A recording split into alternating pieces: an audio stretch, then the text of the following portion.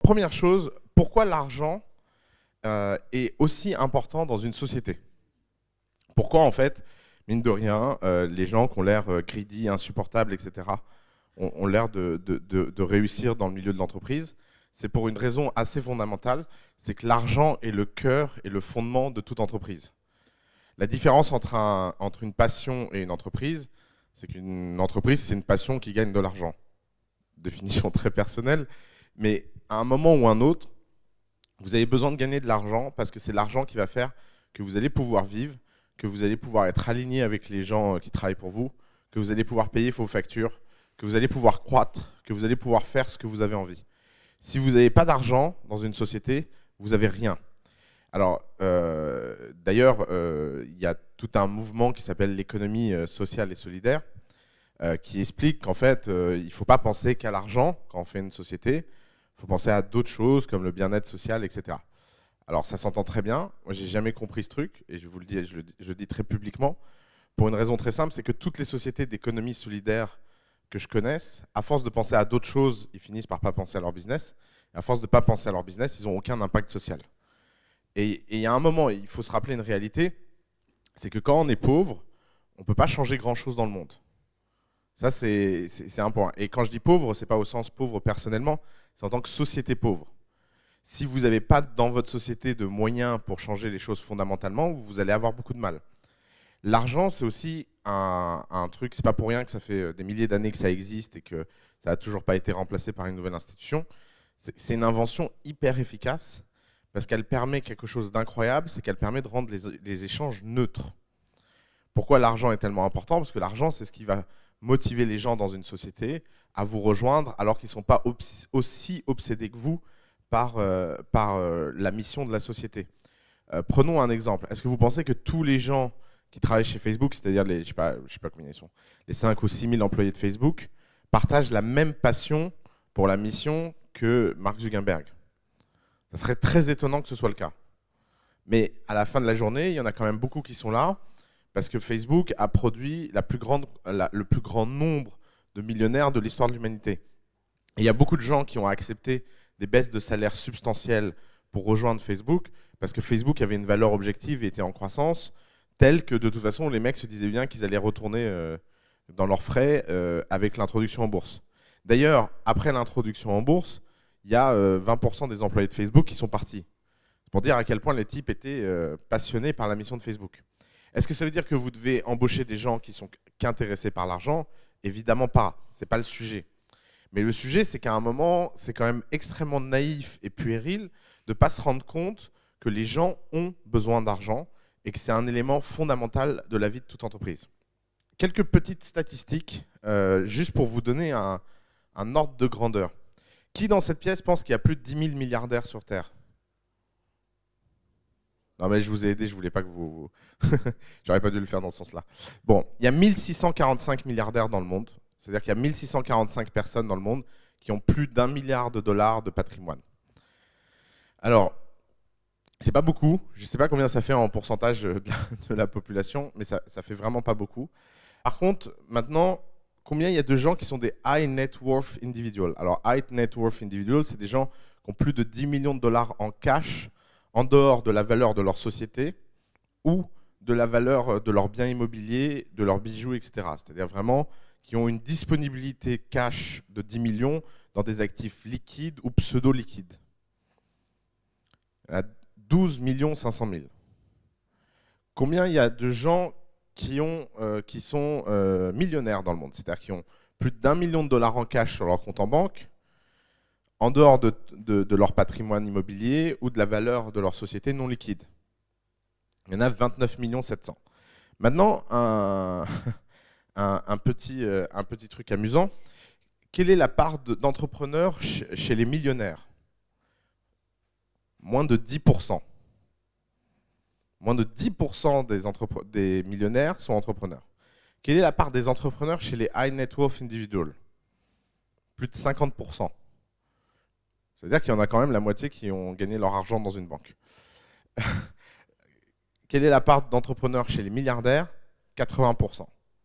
Maintenant, prenons les chiffres de l'année dernière. Combien il y avait l'année dernière de milliardaires dans le monde? Alors cette année, il y en a 1645. L'année dernière, il y en avait 1700. Ouais, ça a baissé. Combien il y avait de high net worth individuals l'année dernière dans le monde? Il y en avait 6,5 millions. 6,5 millions, 12,5 millions. Combien il y avait de millionnaires l'année dernière dans le monde? Il y en avait 20 millions. 20 millions, 29 millions. La catégorie sociale aujourd'hui dans le monde qui progresse le plus vite, c'est les high net worth individuals. Progressent beaucoup plus vite que les pauvres, parce que les pauvres, il y en a de moins en moins. Progressent beaucoup plus vite que l'extrême pauvreté. L'extrême pauvreté tend à disparaître rapidement. Progressent beaucoup plus vite que la classe moyenne, parce que la classe moyenne est en train de disparaître. Alors ça pose plein de problèmes dans plein de pays, mais il y a de moins en moins de gens qui ont un revenu, un salaire, etc. Par contre, il y a de plus en plus de gens qui arrivent à bâtir une fortune. Et alors pourquoi? Parce qu'il n'y a jamais eu autant d'entrepreneurs. Et alors ça, c'est un autre point fondamental que vous devez comprendre, et ça va être le point structurant de toute la journée. C'est que pourquoi énormément de gens ont un mauvais raisonnement par rapport à l'argent? C'est parce qu'ils pensent que l'argent, c'est comme l'emploi, c'est un stock. Ça, c'est un point assez compliqué théoriquement à comprendre. Mais par exemple, l'emploi, je vais faire une petite digression par l'emploi, vous allez comprendre. Si par exemple, quelqu'un, on vous dit souvent, si du travail disparaît, il y aura plus de chômage. Alors que par exemple, l'avènement de l'automobile a supprimé quelques milliers d'emplois et en a créé des millions. Pourquoi? Parce que l'emploi n'est pas un stock, c'est quelque chose de beaucoup plus compliqué. C'est que des fois, les nouvelles technologies créent plus d'emplois qu'elles se détruisent, des fois c'est l'inverse. Mais de toute façon, ce n'est pas un phénomène en soi. Il n'y a pas une quantité de travail qu'on se partage. La vision politique veut qu'il y ait une quantité de travail qu'on se partage. Ce n'est pas le cas. Pareil, il n'y a pas une quantité d'argent dans le monde qu'on se partage. L'argent peut être créé. C'est peut-être la chose la plus difficile à concevoir, mais il n'y a pas besoin de prendre de l'argent à quelqu'un pour créer de l'argent. Si vous prenez, si vous avez besoin de 10 000 € pour créer votre entreprise, et que votre entreprise gagne 100 000 € par mois de bénéfices, au bout de quelques années, cette société vaut beaucoup plus que les 10 000 € que vous avez mis dedans. Pourtant, vous n'avez pris que 10 000 € pour créer cette entreprise. Résultat, vous voyez bien qu'il n'y a pas besoin de prendre de l'argent à quelqu'un pour avoir de l'argent. L'argent peut se créer et la valeur des choses se crée. Ce qui fait que la valeur des choses a aussi un autre corollaire qui est assez compliqué, c'est que la valeur réelle des choses est inestimable. Et alors, c'est ça le point. C'est que c'est quoi la différence entre être riche et être très riche? C'est hyper compliqué à définir. Quel est le seuil à partir duquel les gens se sentent riches? C'est très différent. Si vous êtes, par exemple, si vous êtes l'héritier de Porsche et que vous créez Volkswagen, histoire réelle, votre rapport à l'argent va être vachement différent et au succès que si vous êtes, parti de rien et que vous créez une chaîne de 10 restaurants. Vous voyez bien que dans un cas, le type, s'il crée 10 restaurants, il va se dire « Putain, je me suis appauvri dans ma vie, parce que je suis l'héritier Porsche ». De l'autre côté, il y a eu une création de valeur énorme. Donc, il y a un grand souci, c'est que de toute façon, tout ça est toujours relatif, donc ça n'a pas d'importance. La seule chose qui a d'importance, c'est de comprendre que c'est un objectif sain à avoir. Et vous êtes, je pense, dans l'un des pays les plus défavorisés du monde à ce niveau-là. On n'apprend pas ce qu'est l'argent à l'école. Je veux dire, le moindre petit Américain ou petit Libanais, quand il est petit, il apprend à aller vendre des trucs. Je ne sais pas si vous lisez Calvin et Hobbes, mais c'est une BD que j'adore.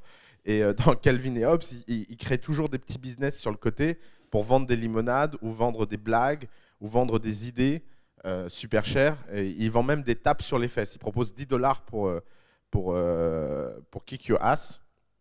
Et d'ailleurs, très drôle cette image. Mais personne ne va payer 10 $ pour se faire frapper. Ah, mais pourtant, beaucoup de gens en auraient besoin. Calvin et Hobbes. Résultat, en fait, en France, Donc on ne l'apprend pas à l'école, on ne l'apprend pas à l'université, on ne l'apprend pas dans les grandes écoles, et en plus on ne l'apprend pas dans les grandes écoles de commerce. C'est-à-dire que, par exemple, ça m'a toujours épaté comment dans les grandes écoles de commerce françaises, on avait plutôt un rapport à former à la carrière plutôt qu'aux affaires, et de former à la performance individuelle plutôt que la performance d'entreprise. Et c'est comme ça, c'est la culture française, on va pas la réinventer. Mais par contre, si vous voulez être entrepreneur et que vous jouez dans cette compétition mondiale, il faut régler le problème du rapport à l'argent le plus rapidement possible. Alors, il y a un paradoxe contemporain que vous devez comprendre et qui explique pourquoi la plupart des conseils reçus par les entrepreneurs de la génération précédente n'ont aucune valeur. C'est le paradoxe qu'il est de plus en plus difficile de devenir milliardaire et de moins en moins difficile de devenir high net worth individual. Ça, c'est un paradoxe qui a complètement shifté. Si vous prenez l'ère industrielle, à partir du moment où vous étiez entrepreneur, alors c'était très très dur de pouvoir l'être, mais à partir du moment où vous pouviez l'être, il y avait tellement peu de concurrence et il y avait tellement de possibilités que le fait de devenir milliardaire était quelque chose de très facile. Alors très facile, sous-entendu, vous avez la moindre chance de pouvoir commencer un jour. Par exemple, imaginez les gens qui ont créé Dassault Systèmes. Enfin, pas Dassault Systèmes, plutôt Dassault Aviation. Dassault Aviation, c'est l'histoire d'un type qui convainc le gouvernement de lui donner plusieurs milliards pour créer une usine d'avions et qu'il aura meilleur compte de les faire lui et de s'enrichir lui, plutôt que laisser des fonctionnaires le faire. Pitch de fondation de Dassault.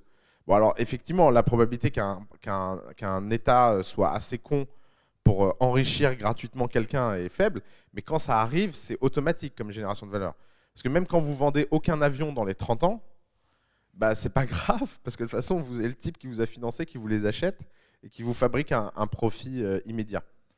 Donc vous voyez, cette ère-là, et donc vous produisez Serge Dassault, spécial dédicace, et Marcel Dassault. Ce pitch-là, il est assez simple, mais ce pitch-là, il est plus réel de nos jours.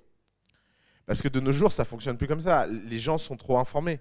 Même les histoires assez récentes du genre Microsoft et IBM, je peux vous dire quelque chose, ça n'arrivera plus.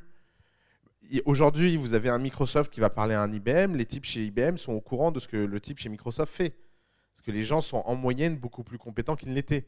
À l'époque, quand Bill Gates a été voir Microsoft et lui a dit « Ah, je ne vais pas vous le vendre, mon logiciel, mais vous allez me l'acheter à l'unité vendue », les types ont dit « Ouais, génial !» Aujourd'hui, je peux vous dire que pour obtenir ce genre d'accord-là, vous pouvez vous lever beaucoup plus tôt le matin. Vous avez plutôt intérêt à convaincre les clients directement. Donc ça crée une situation où le niveau de compétence nécessaire à justifier la création de valeur n'a jamais été aussi élevé. Ce qui veut aussi dire que, contrairement à avant, vous avez de moins en moins de gens qui sont prêts à travailler pour vous pour des clopinettes. Et ça, c'est un changement. Moi, je le vois dans l'histoire moyenne de la création d'une boîte. Et donc, ce paradoxe implique plein de choses dans l'entrepreneuriat contemporain dont beaucoup d'entrepreneurs n'ont pas encore pris conscience. Première chose, c'est que ça change complètement le rapport au travail. Étant donné qu'il y a une très très grosse guerre pour les talents et une très très très grosse concurrence pour avoir les meilleurs au sein d'une cause, vous avez besoin de faire les choses très différemment qu'avant. Par exemple, dans les années 2000, quand des types créaient des startups, ils avaient une super idée, ils avaient un business plan, ils allaient voir des types encore plus incompétents qu'eux, les venture capitalistes, ils prenaient leur argent, ils prenaient plein de millions, et ils prenaient ces millions pour payer pas cher des freelances en Inde pour développer des logiciels dont tout le monde s'en fout. Et ils devenaient très riches parce qu'avant même que le logiciel soit sorti, ils étaient IPO, et il y avait des banquiers encore plus débiles que les VC qui achetaient les actions. Puis un jour, on s'est dit, tiens, c'est marrant, tout ça tourne sur du vent, et ça a fait le crack de 2000. Et le crack de 2000, il est quand même dû au fait que sur 95% des sociétés qui ont IPO cette année-là, elles ne faisaient pas de bénéfices. Vous imaginez, 90% des boîtes qui rentrent en bourse ne font pas d'argent. Et n'ont aucun plan de développement. Et ce n'est pas ne pas faire d'argent à la Amazon. Parce que souvent, on vous dit, oui, mais Amazon aussi, ils n'ont pas fait d'argent pendant longtemps. Oui, ok. Amazon, ils n'ont pas fait d'argent pendant longtemps parce qu'ils ont doublé leurs dépenses en capital tous les ans de façon continue pendant les 10 premières années de leur histoire. Forcément, quand vous créez des data centers, des warehouses et des infrastructures de transport à travers le monde, ça coûte un peu d'argent, effectivement. C'est pas gratuit. Mais c'est pas la même chose que des boîtes qui n'investissent rien et qui font pas d'argent, juste parce que structurellement, personne n'achète ce qu'elles fabriquent. Vous avez des histoires incroyables de ce point de vue-là. Par exemple, Music Wave. Music Wave, vendu 450 millions de dollars ou 350 millions de dollars pendant la bulle Internet. Le lendemain du rachat, Microsoft le dévalorise, enfin quelques semaines après le rachat, Microsoft le dévalorise dans ses comptes à 8 millions de dollars de valeur. Comment une boîte peut passer de 350 millions à 8 millions? Simplement parce qu'ils se sont rendus compte qu'en fait personne n'utiliserait jamais ce truc. Et que la techno valait pas grand-chose. Et des histoires comme ça, il y en a plein dans la bulle parce que c'est un mécanisme. Mais comme maintenant les gens sont au courant de ça, les gens ont un rapport au travail qui change à tous les niveaux. Premier rapport au travail et à l'ambition qui change, c'est la cofondation. À un moment ou à un autre, vous allez chercher des cofondateurs et vous allez répartir le capital entre eux. Alors, il y a deux choses. Soit vous êtes une boîte où vous avez vraiment une équipe cofondatrice solide, donc vous êtes 2 ou 3 grand max, et il y a une seule façon de faire, c'est de le faire à l'égalité plus. L'égalité plus, ça veut dire que, par exemple, vous êtes 3, comme c'est difficile de faire 33,33, et que c'est pas beau, vous faites 40, 30, 30. Il n'y a pas de différence entre avoir 40 et 30, mais ça facilite le compte. Donc ça veut dire que vous avez des cofondateurs et vous avez une équipe de cofondation solide. Pourquoi? Parce que comment voulez-vous que quelqu'un de vraiment talentueux vous rejoigne et se dise dans sa tête qu'il vaut moins que vous? Alors il y a des excuses. Ouais, mais c'est moi qui ai eu l'idée. L'idée ne vaut rien. Désolé. C'est moi qui ai commencé il y a 1 an. Oui, mais qu'est-ce que c'est 1 an à l'échelle de 10 ans? Aujourd'hui, le temps moyen pour faire une bonne boîte, c'est 10 ans quand elle réussit. Il faut 10 ans pour faire un cycle complet. Qu'est-ce que c'est d'avoir déjà passé 6 mois ou 1 an à glander sur ces 10 ans? Parce qu'en général, la phase business plan, c'est quand même pas la phase la plus intense. Donc, tout ça. Alors, évidemment, malheureusement, il y a le cas de tous les gens qui ont pas des cofondateurs, mais qui ont des gens payés en equity. Et alors ça, entendons-nous bien, c'est pas parce que quelqu'un a des actions dans votre société qu'il est votre cofondateur. Vous pouvez donner des actions dans votre société à quelqu'un parce qu'il vous rend un service ou parce qu'il a quelque chose qui vous intéresse. Et étant donné que vous ne pouvez pas lui donner d'argent aujourd'hui immédiatement, vous allez lui donner des actions. Ça, c'est très différent. Mais si vous avez quelqu'un qui prend le même niveau de risque que vous, aujourd'hui, notre tendance démocratique fait qu'on a du mal à accepter autre chose que l'égalité. Et d'ailleurs, entre nous, vous pouvez peut-être le convaincre de prendre moins que l'égalité. Ça, c'est une chose. Mais le problème, c'est penser au signal que vous allez envoyer à tous les autres dehors. Moi, par exemple, l'une des premières choses que je regarde dans les startups de The Family, c'est comment le capital est réparti. Pourquoi? Parce que quand vous regardez comment le capital est réparti, vous comprenez tout de suite la personnalité des gens. Sauf que si moi je fais ça, il y a beaucoup d'autres gens smart qui le font. Imaginez le jour où vous avez vraiment un employé qui sait ce qu'est une startup et qui veut vous rejoindre. Quelle est la première chose qu'il va demander? C'est comment le capital a été réparti entre les fondateurs. Et quand il va demander comment le capital est réparti par les fondateurs et qu'il va voir qu'il y en a un qui a 90 et les 4 autres, ils ont 10 en bataille, il va se dire, OK, on est face à un type qui ne s'est pas donné. Moi, je ne vais pas travailler pour un type comme ça. Et je pense que si j'étais employé, je n'irais pas travailler pour un type comme ça. Parce que de toute évidence, face à ses cofondateurs, il n'a pas été faire, alors pourquoi il le serait dans le futur? Donc vous voyez comme quelque chose qui semble insignifiant et qui semble légitime si vous avez négocié, peut avoir des conséquences sur le très long terme. Et alors pourquoi en France, tout le monde vous dit « Ah, il ne faut jamais faire moitié-moitié » Mais parce que personne ne fait de start-up en France. En France, les gens font des business de services où vous avez des gens, en fait, ils font moitié-moitié parce qu'en fait, ils travaillent, mais ils ont quand même un salaire, ils ne prennent pas vraiment de risques, et puis ils attendent d'avoir suffisamment de contrats pour switcher de leur job. Résultat, aucun d'eux n'a jamais vécu la guerre, et puis ça finit toujours en engueulade, parce que finalement, il y en a toujours un qui a l'impression de travailler plus que l'autre. Mais c'est ça la différence entre une société de service et une start-up. C'est que dans une société de service, la valeur de la société, c'est le travail des gens. De ce point de vue-là, The Family, c'est une société de service. aujourd'hui, si Alice, Nicolas partent, la société vaut 2 tiers de moins qu'aujourd'hui. Pour une raison très simple, c'est que c'est la somme du travail des gens qui sont dedans qui fabrique la valeur de ce qu'il y a dedans. S'il n'y a personne pour répondre au téléphone, bah, il n'y a pas grand-chose. Vous pouvez vous dire la marque, tout ça, mais c'est pas comme si c'était une marque qui avait 30 ans, qui était établie, et que quand vous disiez start-up, les gens pensent de family. Ce n'est pas le cas. Mais par contre, dans une start-up, imaginez que vous enleviez Google et dans Google, Larry Page et Sergey Brin, parce que les deux meurent dans un avion. Est-ce que la valeur de Google va s'écrouler? À part la panique passée. Bah, à court terme, c'est peu probable. Pourquoi? Parce que la valeur de Google, c'est le bénéfice qui est généré journalièrement par AdWords, qui est automatisé à 95%. Vous voyez bien que ce monde où l'informatique a pris le dessus, où l'automatisation a pris le dessus, où le scale a pris le dessus, ça change quand même grandement le rapport à la valeur. Maintenant, est-ce que vous savez quelle était la répartition du capital entre Larry Page et Eric Schmidt, entre comment il s'appelle, Larry Page et Sergey Brin? Bah, c'était 50-50. Point. Parce qu'il n'y avait pas d'autre façon de faire. Larry Page ne pouvait pas regarder Sergey Brin dans les yeux et lui dire, écoute, le PageRank, c'est moi qui l'ai inventé, c'est pour ça que ça s'appelle PageRank et non pas PageRank. Donc, parce que c'est moi qui ai la paternité de l'algorithme, je vais prendre plus de parts. Mais s'il avait eu cette discussion-là, il n'aurait jamais eu Sergey Brin, qui aurait dit, ouais, c'est ça, ouais. Ok, bon, ben, j'arrête en fait.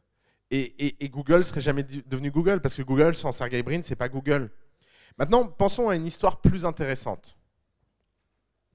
Vous êtes Google. Vous venez de générer votre premier milliard de chiffre d'affaires. Votre premier milliard de chiffre d'affaires. Et vous avez l'opportunité de pouvoir embaucher Eric Schmidt, qui a comme particularité qu'il a été CEO de grosse boîte et qu'il était PDG d'une grosse boîte. Et vous voulez l'amener chez vous. Combien de pourcents du capital vous lui donnez? Alors, on va jouer à un petit jeu. Qui ici donne entre 1 et 5%? Ok. Qui donne entre 5 et 10? Ok. Qui donne entre 10 et 15? Ok. Qui donne entre 15 et 20? Ok. Bon, ils ont donné 12. Mais 12 d'une société qui vaut 1 milliard, c'est énorme en fait. Alors, ceux qui donnent entre 15 et 20, soit vous croyez qu'il y avait un piège, et voilà. Soit vous êtes vraiment trop généreux, les gars. Parce qu'après, il n'y a plus de place en fait. Mais ils ont donné 12%.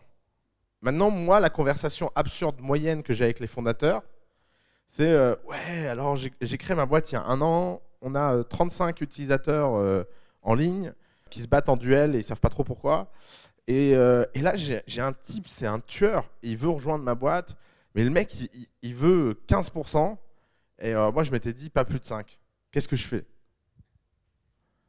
Et en fait, le problème, c'est que déjà, le type qui rejoint, de toute évidence, c'est un amateur, il ne devrait pas demander 15, il devrait demander 50, vu qu'il n'y a rien. Et que deuxième chose, c'est que ce que vous êtes en train de valoriser, c'est votre temps et votre effort. Mais si vous valorisez votre temps et votre effort, vous n'avez pas compris qu'est-ce qui fait la valeur d'une start-up. Pourquoi on arrive à créer de la valeur et de la richesse dans une start-up? C'est parce que la start-up en soi, elle a une valeur qui est complètement décorrélée avec le travail. Si la valeur d'une start-up est décorrélée avec le travail, vous ne pouvez jamais valoriser le travail comme un élément pour établir la moindre valeur. Que vous ayez travaillé 2 ans très dur, bah, c'est sympathique, c'est bien pour vous, mais ça ne compte pas. Ça ne compte absolument pas. La seule chose qui compte, c'est est-ce que votre start-up a une valeur indépendante en soi ou pas. Donc si vous avez 1 million d'utilisateurs, effectivement, peut-être qu'il ne faut pas donner 50. Parce que peut-être que le type arrive un peu après la bataille. Mais si les choses n'ont pas vraiment démarré et que vous avez quelqu'un de très bon, vous avez quelque chose en votre faveur. Et alors ça, il y a un corollaire à ça, c'est que le rapport au travail implique aussi un rapport à l'achat. Et il y a quelque chose d'assez fondamental que vous devez comprendre, c'est que ce que vous payez, vous l'achetez, et quand vous l'achetez, vous le possédez. Si vous avez obtenu la moindre forme de discount, si vous avez obtenu la moindre forme d'avantage par rapport au prix de marché, ça veut dire que c'est vous qui êtes en position de faiblesse. Ça veut dire que c'est vous qui devez quelque chose. Et s'il y a une obsession que vous devriez avoir, c'est de ne jamais devoir rien à personne. Parce que c'est comme ça que vous allez pouvoir avancer d'étape en étape en votre faveur. Donc c'est pour ça que souvent les gens se disent mais je ne vais pas donner trop de parts parce que sinon il ne va pas m'en rester. Alors qu'en fait, en donnant beaucoup de parts, vous vous mettez en position de pouvoir vraiment exiger des gens le meilleur. Et que s'ils n'en sont pas à la hauteur, vous pourrez toujours revenir en arrière. Donc le rapport au travail, il est valable dans la cofondation, il est aussi valable dans les salaires. Une start-up devrait toujours payer ses employés au-dessus du prix de marché. C'est un luxe, et alors ça c'est aussi contre-intuitif. C'est un luxe de grande boîte réussie de pouvoir payer le prix de marché ou en dessous du prix de marché. Une start-up devrait toujours payer ses employés au-dessus du prix de marché parce que c'est la seule chose qui peut faire valoir à un employé de prendre un risque pareil. Vous vous rendez compte ce que c'est et je ne vous parle pas d'un employé lambda, mais je vous parle pour un employé qui a une vraie carrière et qui est en progression et qui a énormément de futur devant lui, devant la société. Qu'est-ce qu'il peut faire qui va switcher d'une société à l'autre ? Évidemment qu'à un moment, le salaire qui lui est offert est important. Si vous vous dites, est-ce que ça veut dire que les gens... est-ce que ça veut dire qu'il ne faut pas faire attention à vérifier que le type est motivé par autre chose que le salaire? Évidemment.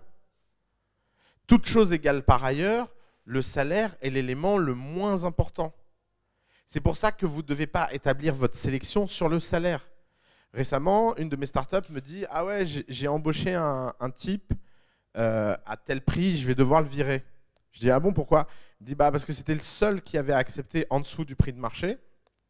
Mais en fait, il ne délivre pas. » Oui, mais l'indice était là.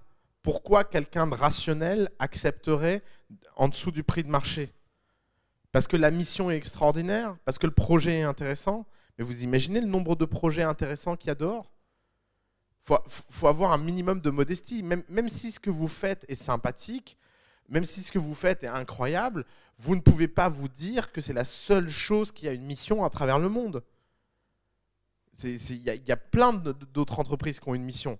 Donc la lutte, malheureusement, ne se fait pas là-dessus, elle se fait sur quelque chose d'aussi bête que combien je paye.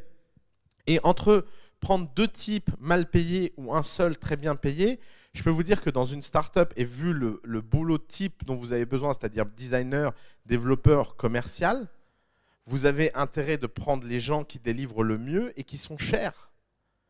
N'essayez surtout pas de payer. Alors, attention, quand je dis payer au-dessus du prix de marché, ça veut aussi dire que vous pouvez avoir des grandes inégalités de traitement au sein de votre boîte.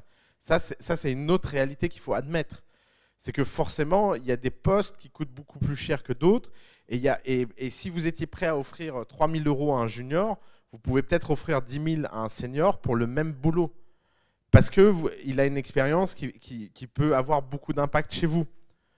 Donc, le bon référentiel en termes d'argent et en termes de salaire dans une start-up, c'est le prix de marché. Deuxième chose, le rapport au travail, il change donc à la cofondation et donc au montant qu'on va donner d'actions. Pensez-y, je vais reformuler différemment pour que vous compreniez bien.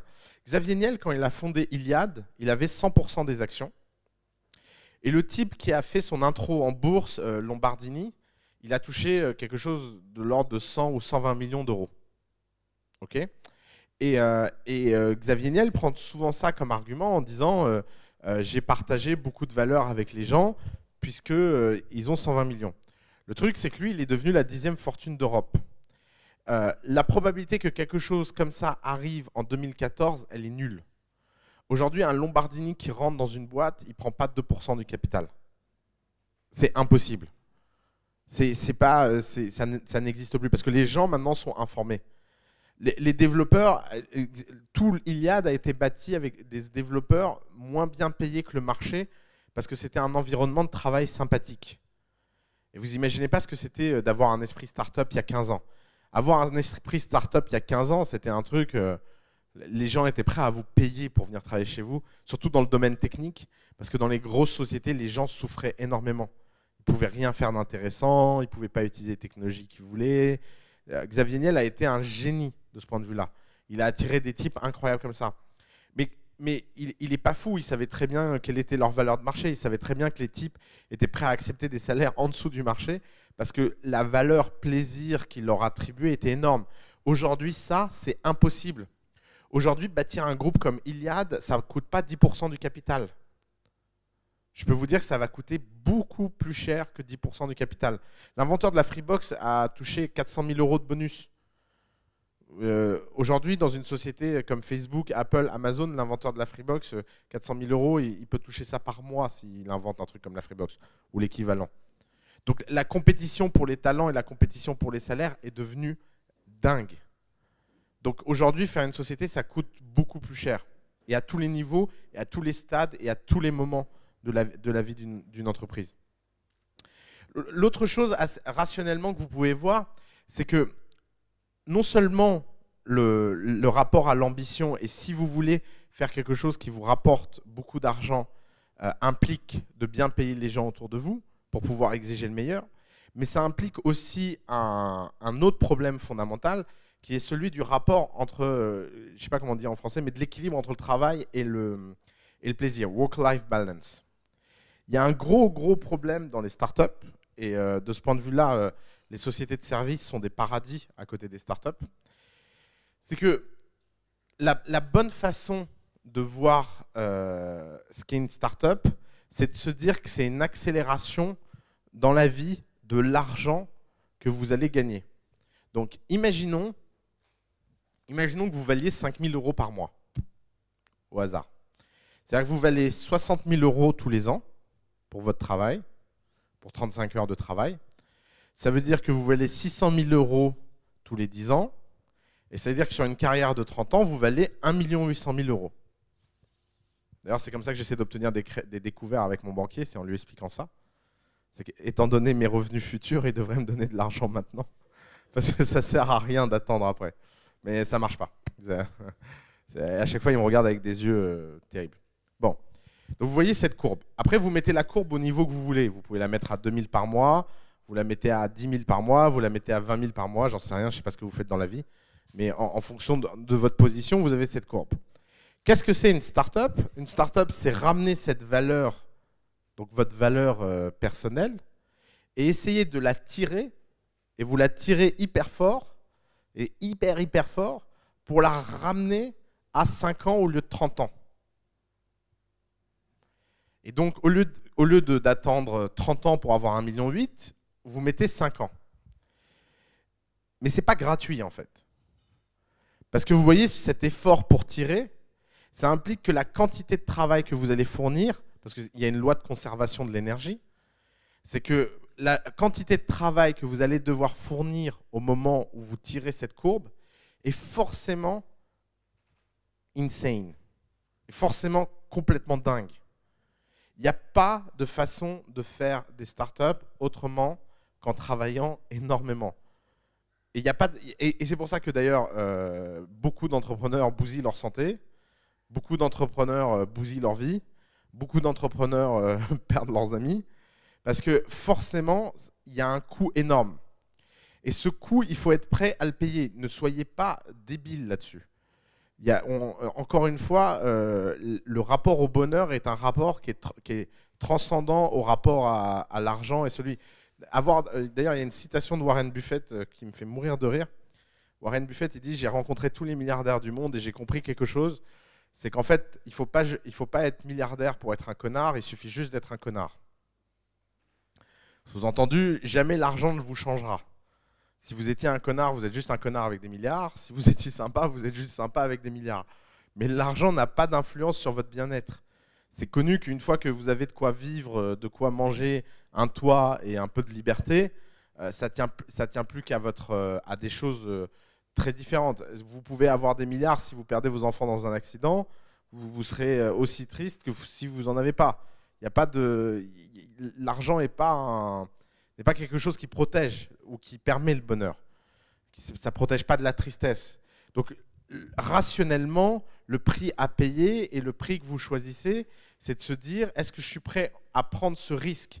Et en plus, vous avez un problème dans le problème, c'est qu'à partir du moment où vous l'avez pris une fois ce risque, et ça j'insiste beaucoup là-dessus, à partir du moment où vous l'avez pris une fois ce risque, vous devez le reprendre et le reprendre et le reprendre jusqu'à ce que ça marche, et avec le double, le quadruple et 8 fois plus d'intensité.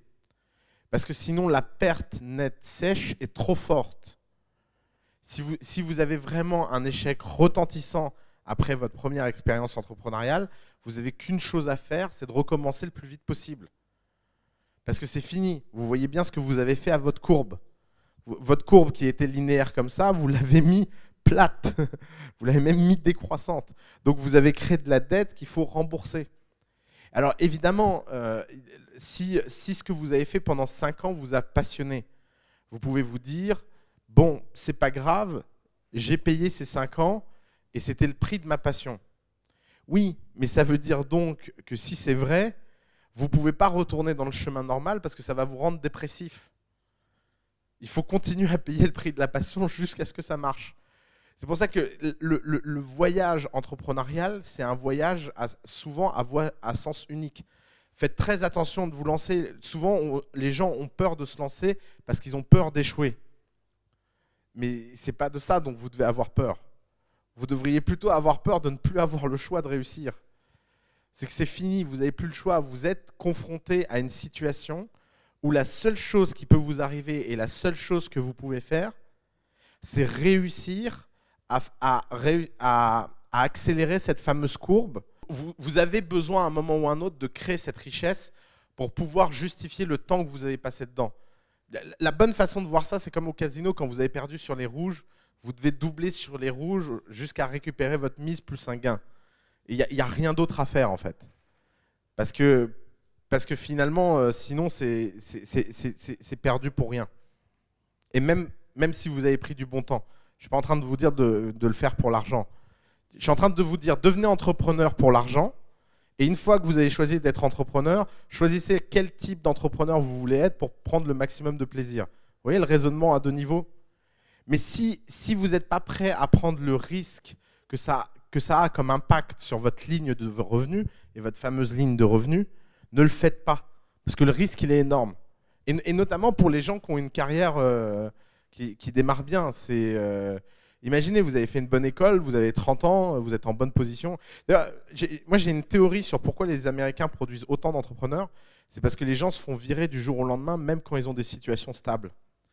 C'est-à-dire que vous pouvez être vous avez des boulots en or aux États-Unis, puis un jour, votre patron n'est pas content, puis il vous vire avec une 2 weeks notice.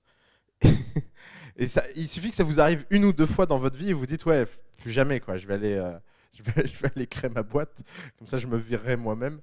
Et comme en France, on est dans un système qui est très protecteur, forcément le plongeon est un peu plus difficile. Donc, faire une start-up, c'est choisir de ne plus avoir de vie pendant quelques années pour avoir beaucoup de liberté pendant beaucoup d'années. Et après, vous êtes plus ou moins chanceux. Il y a des gens, ça prend 15 ans, il y a des gens, ça prend 3 ans. J'aimerais régler une question une fois pour toutes. C'est est-ce qu'il faut être chanceux pour devenir riche? Alors, il y a un gros problème, c'est que la représentation de la richesse et la représentation de la valeur à laquelle vous pouvez être confronté, à moins d'avoir des amis riches, c'est d'être confronté à celle que vous lisez dans la presse. Or, il y a un grand problème, c'est qu'il y a un biais journalistique à propos de la fortune. C'est que le type de fortune dont vous entendez parler dans la presse est le type de fortune qui a un intérêt à être raconté. Donc, c'est le type de fortune qui, en fait, est le plus lié et corrélé à la loterie. Quand vous regardez l'histoire d'un Bill Gates, d'un Marc Benioff, d'un Steve Jobs, vous prenez en fait les histoires les plus extraordinaires et vous prenez les histoires qui ont l'intérêt. Si je vous donne l'histoire moyenne d'un high net worth individual, vous lirez jamais un article dessus. C'est chiant à mourir. Le mec s'est réveillé, il a travaillé dur, il a fini par avoir un concept qui marchait, il a signé un contrat et il a revendu sa boîte. Et vous avez ni jamais entendu parler du nom de la boîte, vous savez même pas à quoi elle sert, et en plus elle est dans un domaine où vous vous demandez, il y a vraiment des gens qui payent pour ça. Et donc, résultat, il y a cette espèce de sentiment général que la seule façon de réussir, c'est d'avoir de la chance. Dans le même moment, il y a un corollaire à ce problème-là, c'est que vous avez beaucoup de gens qui ont eu de la chance et qui viennent expliquer que c'est leur talent qui les a amenés là où ils sont. Et pareil, il y a un nouveau biais avec ces gens-là, c'est que ces gens-là fascinent les journalistes. Parce que, parce que vous imaginez un type qui se fait interviewer et on lui dit alors, c'est quoi les 5 clés pour réussir? Et puis le type dit, putain, les 5 clés, je sais pas, moi je me suis réveillé, je savais pas trop ce que je faisais, et ça a marché, je suis devenu riche. Là, vous vous dites, putain, merde. Ça n'a aucun intérêt journalistique. Résultat, les journalistes sont attirés comme des lucioles par les types les plus insupportables. Parce que qui sont les types qui viennent partager leur histoire de façon grandiloquente et à longueur de journée avec tout le monde? C'est les types qui ont envie de le faire, en fait. Et les types qui ont envie de le faire sont rarement les gens les plus intéressants. On a eu jeudi dernier à dîner Fanny de chez My Little Paris. Elle m'expliquait qu'elle fuit comme la peste les journalistes, alors que je pense que dans le genre histoire invraisemblable, incroyable, fantastique et incroyablement talentueuse, et avec finalement pas beaucoup de chance, c'est My Little Paris. Mais le problème, c'est que My Little Paris, elle n'est pas là à se pavaner en expliquant ce qu'elle a fait, etc. Ça ne l'intéresse pas, en plus elle est plutôt mal à l'aise, elle n'a pas trop de talent à ça, c'est autre chose. Donc vous comprenez bien que toute cette question sur la chance est en fait hyper biaisée. Ce qui montre en fait qu'il y a une petite discrétion philosophique. Les philosophes, ils ont résolu cette question en faisant la distinction entre le déterminisme et l'indéterminisme. Est-ce qu'il y a des causes qui mènent à une conséquence ? Et moi, philosophiquement, j'ai tendance à penser que l'indéterminisme est une explication beaucoup plus rationnelle de l'état de l'univers que le déterminisme. Ce qui veut dire que ce n'est pas un problème d'avoir de la chance ou de gagner à la loterie. Parce que gagner à la loterie ou avoir de la chance, c'est quelque chose de contingent. Ce n'est pas quelque chose que vous devez chercher. Ce que vous devez chercher et ce que vous devez faire, c'est les choses sur lesquelles vous pouvez avoir des actions, c'est les choses sur lesquelles vous pouvez avoir de l'impact, c'est les choses qui produisent de la valeur. Travailler, rencontrer des gens, faire des boîtes, avoir des idées, bien respecter ses employés, être honnête, etc. Le reste, si ça vient, c'est la cerise sur le gâteau, c'est pas le gâteau. Vous pensez vraiment qu'un chef pâtissier se dit travaille pendant des heures juste pour mettre la cerise? Non, c'est sympa s'il y a la cerise, mais s'il n'y a pas la cerise, vous vous en rendrez même pas compte. Alors que la cerise est très importante pour que le gâteau soit vraiment merveilleux. Comprenez bien la différence entre richesse, wealth, je vais dire wealth, désolé, entre wealth et l'argent. Wealth and money. Créer de la valeur et créer du wealth, c'est pas simplement avoir de l'argent, parce que l'argent a un problème, c'est que l'argent est soumis à quelque chose qui s'appelle l'inflation. Si vous avez $1 million sur votre compte, vous avez de l'argent. Si vous avez des actions qui valent aujourd'hui $1 million, vous avez du wealth. Pourquoi? Parce que normalement, la valeur de ces actions doit aller plus vite que l'inflation. Vous savez tous ce qu'est l'inflation? Bon, alors, au cas où, l'inflation, c'est la hausse généralisée des prix. C'est le fait que, souvenez-vous, quand vous étiez petit, quand vous aviez 100 francs dans la poche, c'était le bout du monde. C'était un truc incroyable. Vous pouviez acheter des bonbons pendant 10 ans. J'avais fait vous avez ce genre d'image. Aujourd'hui, quand vous donnez 15 € à un gosse, il se dit, mais il se fout de ma gueule, quoi. Pourtant, 15 € égale 100 francs. Qu'est-ce qui s'est passé entre-temps? Il s'est passé l'inflation. Il s'est passé que l'indice des prix doit augmenter parce que les biens rares étant un stock, vous avez besoin de dire que quelque chose coûte de plus en plus cher pour que les gens continuent à pouvoir se distinguer. Je vais vous l'expliquer différemment. Imaginons que le monde vient de disparaître et qu'il n'y a plus que nous dans cette pièce et la mallette de billets qui est dans l'armoire là-bas. J'adore comment les gens regardent. Donc cette mallette de billets, comme je suis un mec sympa, je vais la partager à égalité entre vous tous. Et puis dans cette mallette de billets, il y a 10 millions de dollars. Donc je vais tous vous donner une somme et je vais compter les billets. On a toujours 10 millions de dollars au cas où il y a une fin du monde. Et sauf que j'ai oublié un problème de base, c'est que la seule réserve de nourriture qui reste, elle est dans le frigo en bas. Et puis il y a un type qui s'est mis devant et qui la garde et qui dit je la vends.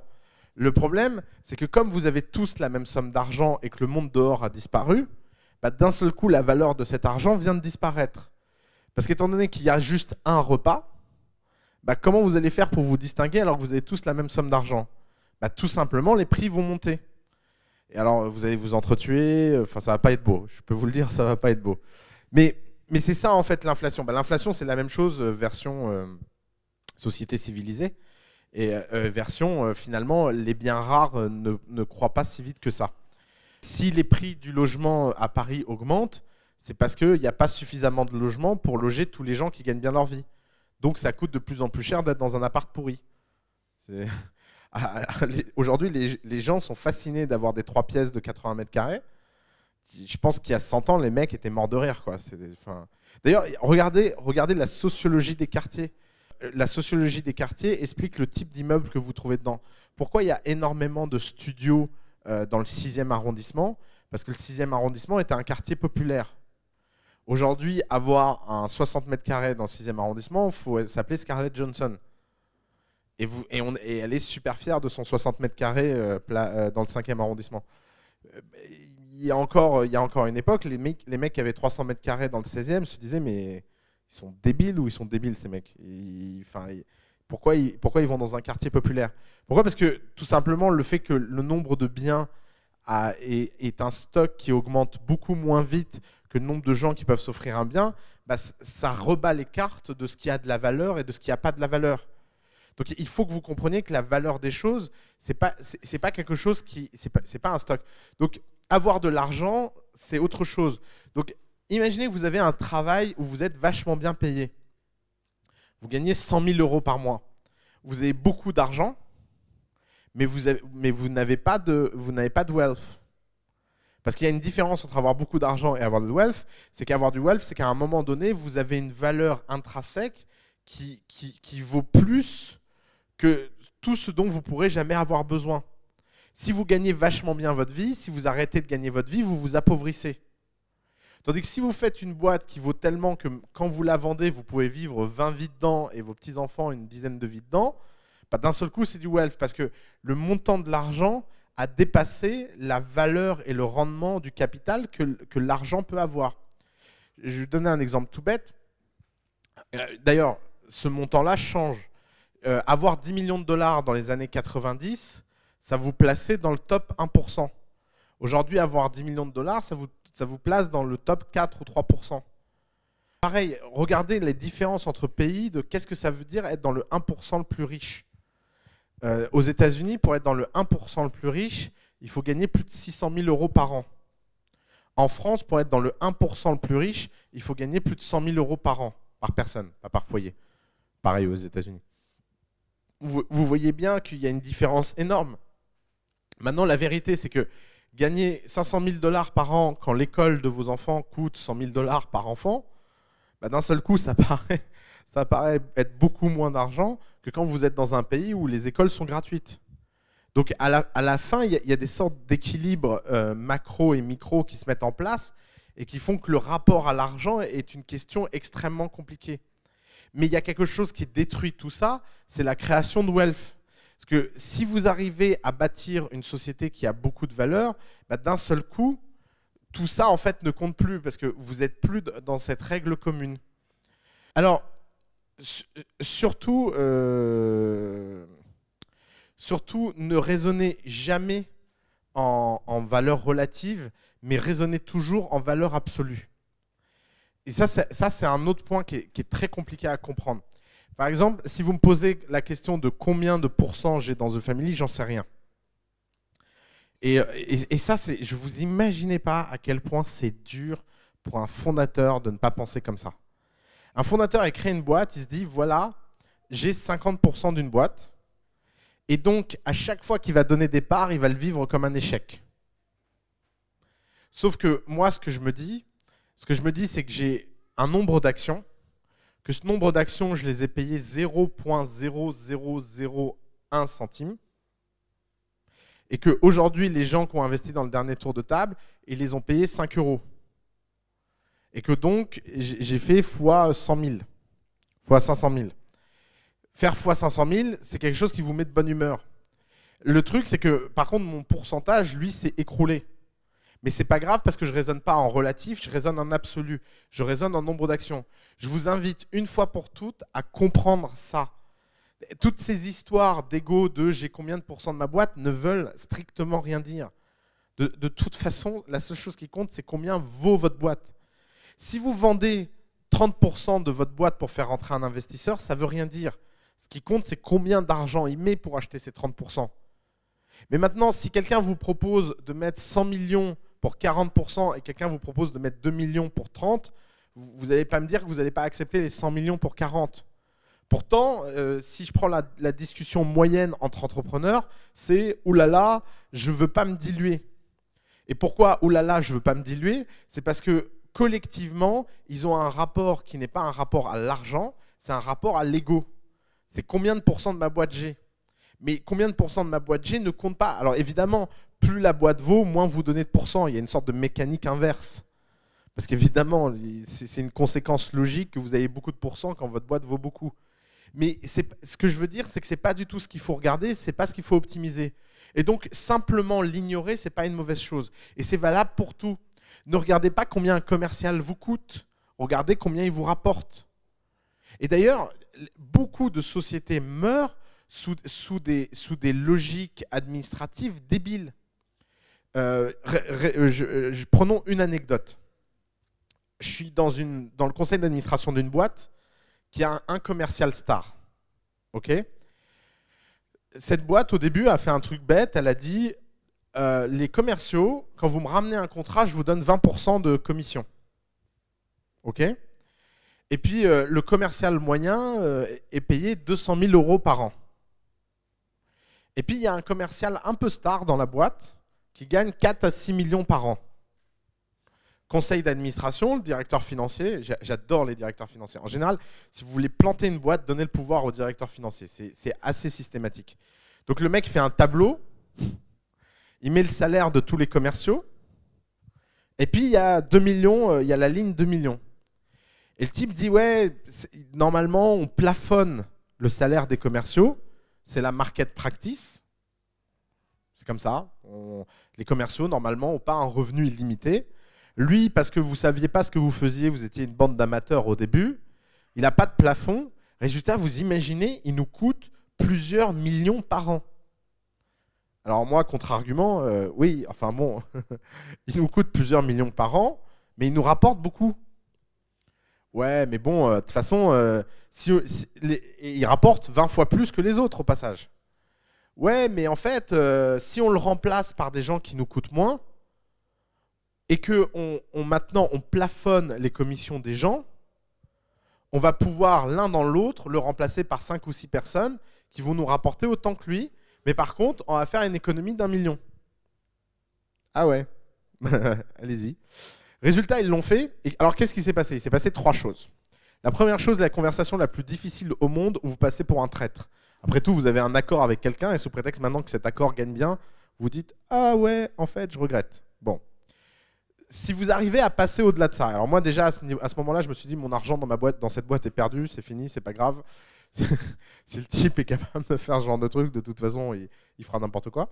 Deuxième chose, le type qui reçoit la nouvelle, vous pensez vraiment que ça a été la fin du monde pour lui? Non. Il dit ok, bah c'est pas grave, je vais dans une autre boîte. Mais comment ça, tu vas dans une autre boîte? Ah non, mais moi je travaillais dans cette boîte de merde que je déteste parce que c'était la seule qui offrait aucune limite. Si maintenant c'est un market rate, je vais aller dans la boîte que je préfère. Bon, ils ont perdu l'employé, ce qui était plutôt prévisible, ça. Et troisième chose, bah, ils ne l'ont jamais remplacé. Résultat, le chiffre d'affaires que ce type générait est parti trop vite. En plus, ça a été un choc trop violent.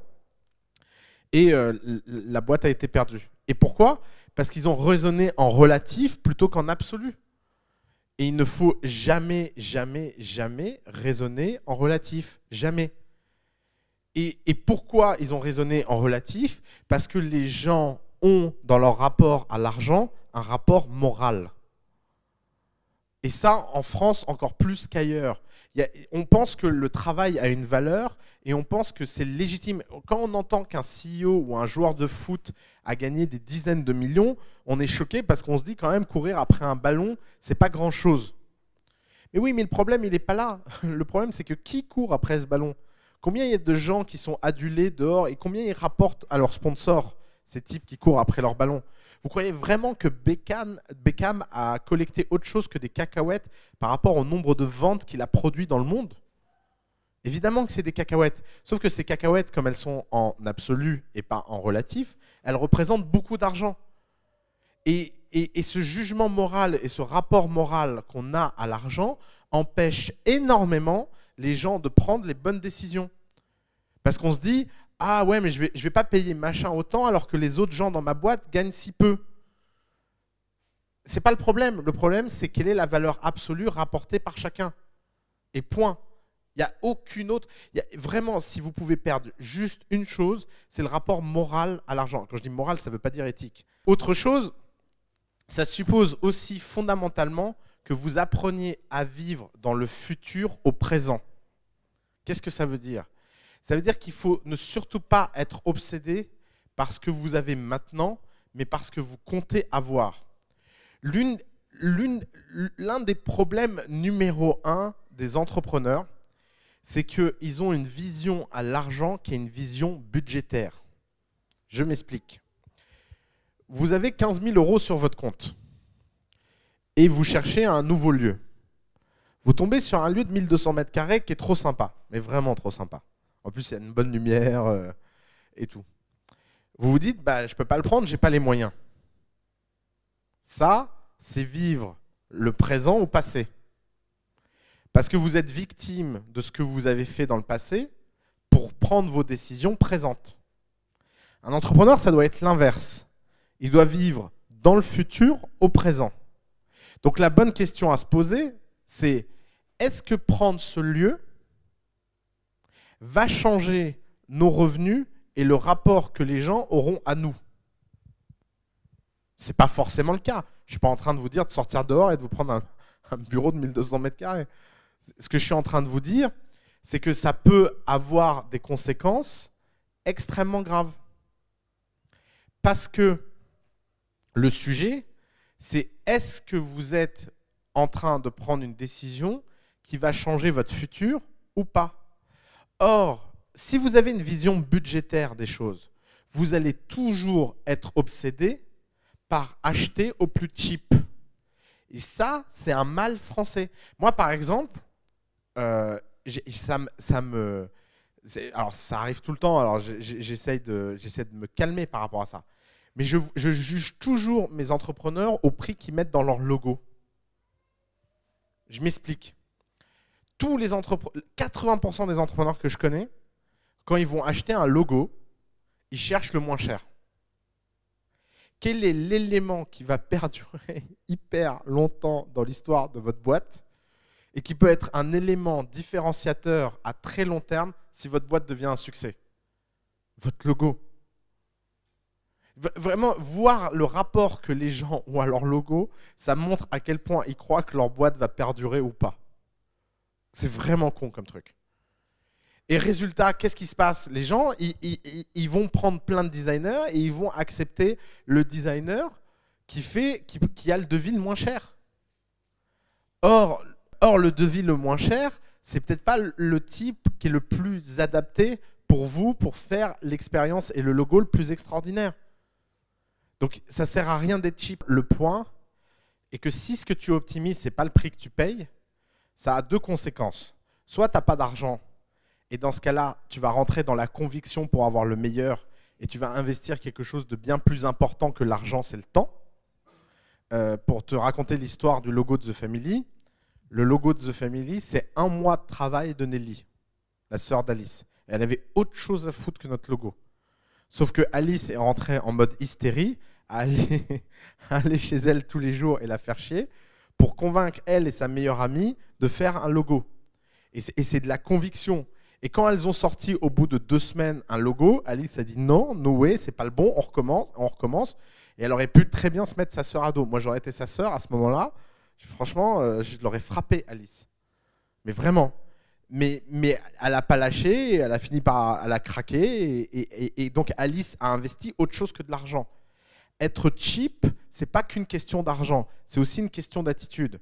Maintenant, si tu as de l'argent et que tu fais des comparaisons, parce que beaucoup de gens ont des comparaisons, si tu compares les prix qu'on t'offre, tu es dans le mauvais truc. Ce que tu dois comparer, c'est qui est le designer, comment il travaille, comment tu peux faire, est-ce que tu es prêt à lui offrir des choses sur le long terme. Par exemple, moi, je connais quelqu'un qui voulait absolument travailler avec l'une des stars de la créa parisienne, qui a été le voir et qui lui a dit, écoutez, j'ai pas d'argent pour vous payer, par contre, je m'engage tous les ans, pendant 10 ans, à vous payer le prix du logo au lieu de le payer une seule fois, si la boîte marche. Et si la boîte ne marche pas, bon, bah, je suis désolé. Le mec, il a trouvé ça marrant, il l'a fait, il a travaillé avec lui. Et résultat, comme le mec avait l'impression de payer 10 fois son logo, il l'a traité comme tel, il ne l'a pas laissé faire un sous-truc.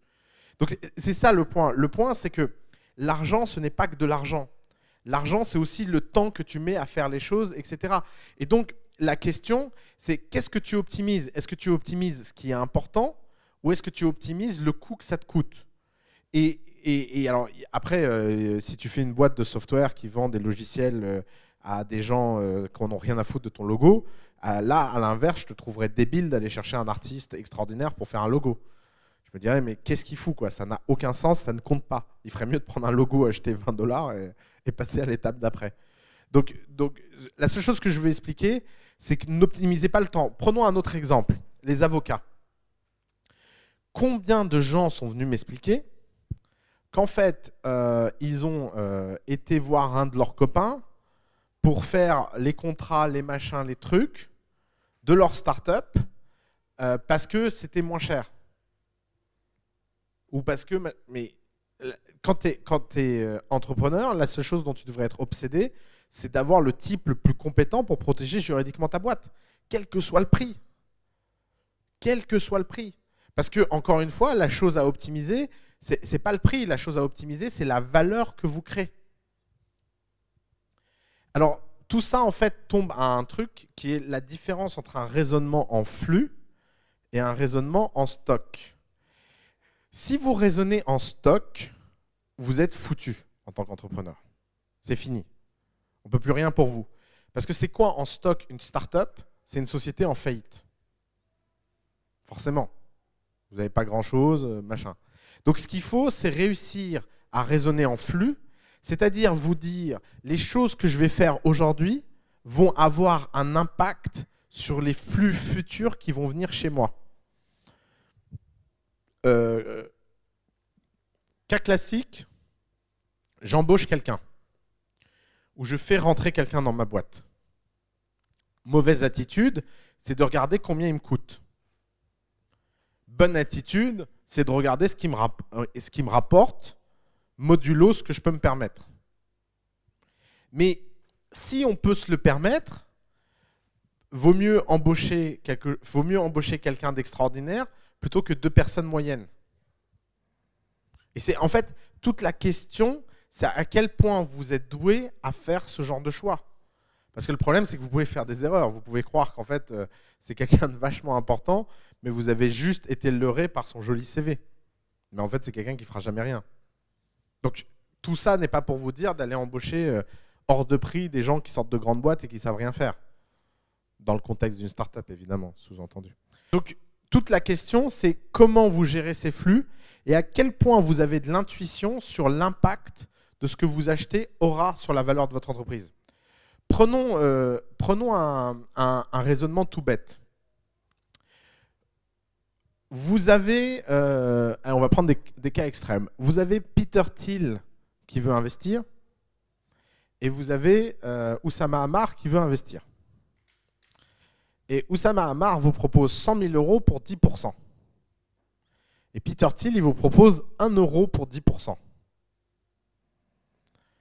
La valeur pré-investissement, donc en stock, que Oussama vous offre est bien plus élevée que la valeur que Peter Thiel vous offre. Puisqu'en clair, Peter Thiel vous dit votre boîte, elle vaut 10 balles. Et Oussama, il vous dit, votre boîte, elle vaut 1 million. Maintenant, une fois que vous avez accepté l'argent, quelle est la valeur de la boîte? La valeur de la boîte dans laquelle Peter Thiel a mis 1 dollar, c'est un communiqué de presse dans à peu près toutes les rédactions du monde. C'est à peu près tous les gens qui respectent Peter Thiel qui maintenant vous respectent.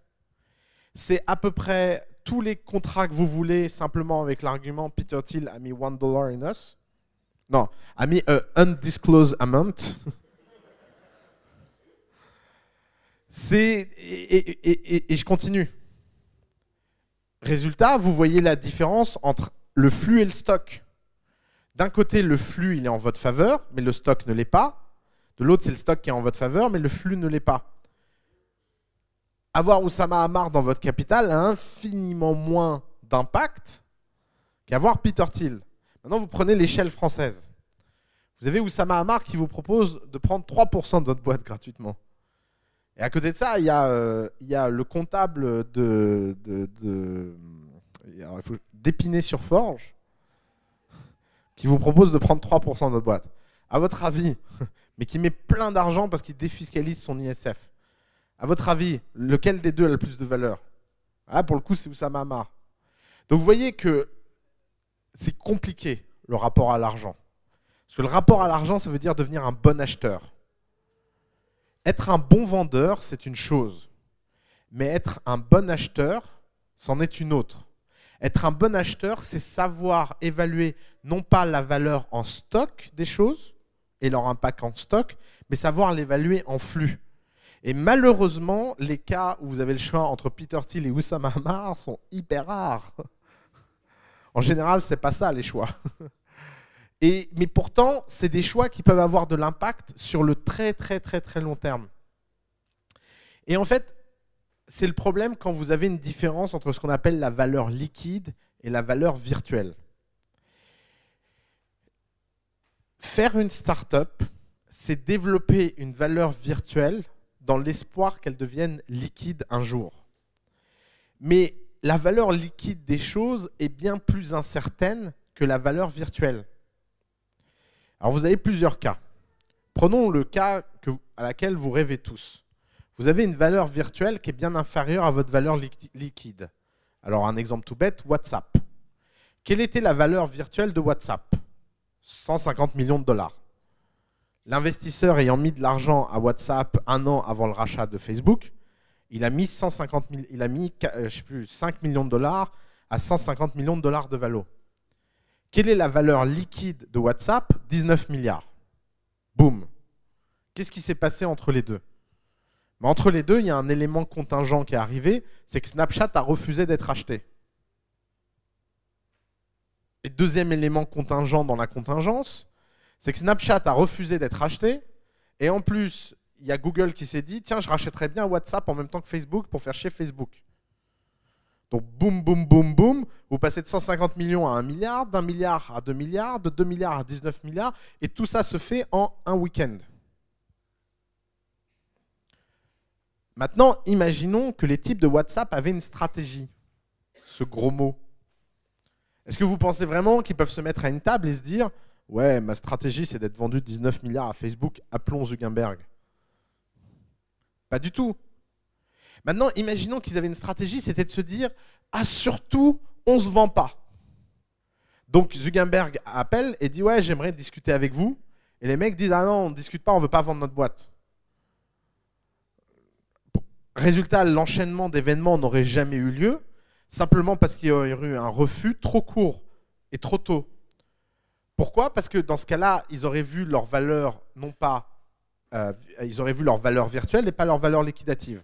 Alors il y a le cas inverse, qui est beaucoup plus courant. C'est le cas où la valeur virtuelle est bien inférieure à la valeur liquidative, bien supérieure à la valeur liquidative, pardon. Donc vous avez une boîte qui lève de l'argent. Et puis, tous les VC s'excitent et trouvent ce truc génial et font exploser votre valo. Et puis qu'ils l'explosent à des seuils qui sont improbables. Résultat, maintenant, vous avez une valeur virtuelle qui est bien supérieure à la valeur liquidative de n'importe qui censé sur cette terre qui est prêt à vous racheter. Ben là, et ou au marché financier. Alors là, vous êtes dans la merde. Là, je peux vous dire que s'il y a un cauchemar, c'est ça. Vous voulez un exemple? Square. Qui connaît Square? Tout le monde connaît Square. Square, pour ceux qui ne connaissent pas, c'est un truc qui permet de payer sur téléphone et qui permet aux commerçants d'accepter les cartes de crédit très facilement. Square, qu'est-ce que c'est l'histoire de Square récente? C'est des gens qui ont une valeur virtuelle de plus de 80 milliards. Parce qu'au dernier tour de table, les mecs ont craqué quand ils ont mis de l'argent. Ils ont complètement craqué. Résultat, quand ils essaient de s'IPO et que les gens voient les chiffres réels, tout le monde se dit mais quel est l'abruti qui leur a attribué cette valeur-là? Résultat, même dans la folie actuelle, plus personne ne veut mettre d'argent. Résultat, ils sont condamnés à ni pouvoir se vendre, parce qu'ils ne pourront jamais se vendre à cette valeur-là, ni pouvoir IPO, c'est-à-dire rentrer sur les marchés financiers. Et donc, ils sont bloqués dans cette dead end parce qu'ils ont eu un mauvais rapport à l'argent. Et c'est quoi le mauvais rapport à l'argent qu'ils ont eu? C'est qu'ils ont raisonné en stock plutôt qu'en flux. Quand il y a eu une guerre d'enchères pour leur levée de fonds, au lieu de choisir d'eux-mêmes de baisser la valeur de leur boîte pour se laisser de la place, ils se sont dit on prend la meilleure offre.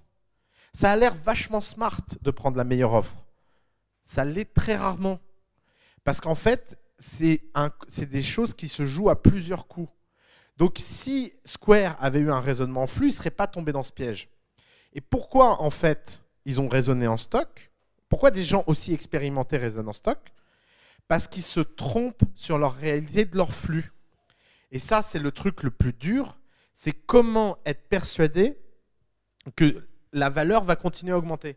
C'est pour ça que toutes les boîtes les plus intéressantes de l'histoire ont toujours levé de l'argent en dessous de leur valeur de marché, par sécurité. Donc toutes les boîtes les plus intéressantes de l'histoire ont toujours levé de l'argent en dessous de la meilleure offre qu'ils ont reçue. Toujours.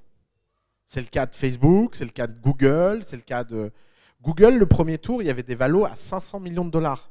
Ils ont levé à 100 millions de dollars de valos. Pourquoi? Ils sont débiles? Non, parce qu'ils se sont dit, au moins, comme ça, au pire, on vend la boîte 500 millions. Et on fait faire x5 à nos investisseurs, donc ils seront contents, donc on pourra fonder notre boîte. Donc vous comprenez qu'en fait, pourquoi tout ça est aussi important? Parce qu'à chaque fois que vous prenez une décision dans l'histoire de votre boîte, vous pouvez la ramener à un raisonnement financier, mais surtout pas à un raisonnement de financier. Il y a une différence entre faire un raisonnement financier et un raisonnement de financier. Faire un raisonnement de financier, c'est de faire un raisonnement en stock. C'est pour ça que les financiers et les CFO sont aussi dangereux dans les boîtes, si vous n'écoutez qu'eux. Parce que qu'est-ce que fait un financier? Un financier, c'est quelqu'un qui estime que le futur étant tellement incertain, la seule chose qui compte, c'est le présent. Et ils ont une préférence pour le présent, la préférence pour le futur. Un entrepreneur doit fondamentalement développer un goût pour le futur et une préférence pour le futur, et donc d'accepter le risque qui va avec. Parce que c'est comme ça que vous pouvez prendre des décisions, non pas sur le court terme, mais des décisions pour le long terme. Regardez comment Box est dans la merde. Box n'arrivera jamais à son IPO parce que tant qu'ils n'arriveront pas à faire du profit. Et pourquoi ils n'arrivent pas à faire du profit? Parce qu'ils ont pris trop d'argent à des valos trop élevés et trop souvent. Parce qu'ils pouvaient le faire, parce que le marché était là. Mais résultat, maintenant, ils sont dans cette dead trap qui est terrible en fait.